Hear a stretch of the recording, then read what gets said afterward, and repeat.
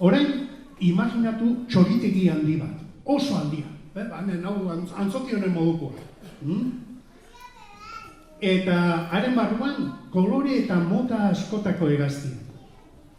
Orain entzungo duzuen pieza horretan, txoriak ibiliko dira egan, ara eta ona.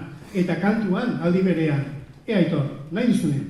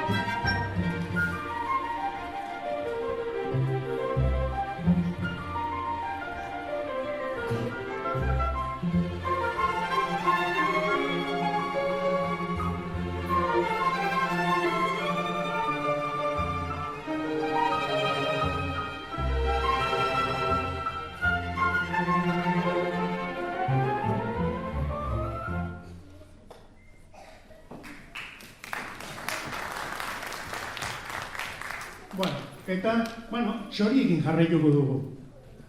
Baina oraingoan, egan egin ezin duen txori batekin. Zuek ezagutzen duzue egan egin ezin duen txoriren bat? Pingüinoa. Eta besterik? Zizniak ez dago egan egiten? Ez dakipa hor ondo zabiltzaten, Zikoina egan egiten dute. Ostrukak. Zagutzen dituzu ostrukak? Oso handia dira. Bueno, ia asmatu duzu, baina pista txiki bat emango dizuek gaurko hegazti honi buruz.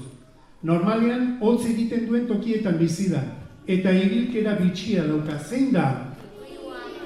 Hori da. Bueno, eta gaina pingüinoak egan egin ezin, baina ederki egiten du igeri. Eta jantzia, ematen du, frak dotorea daraman piano jolea. Beraz, pingüinoa, pianora joan eta eseri egingo da.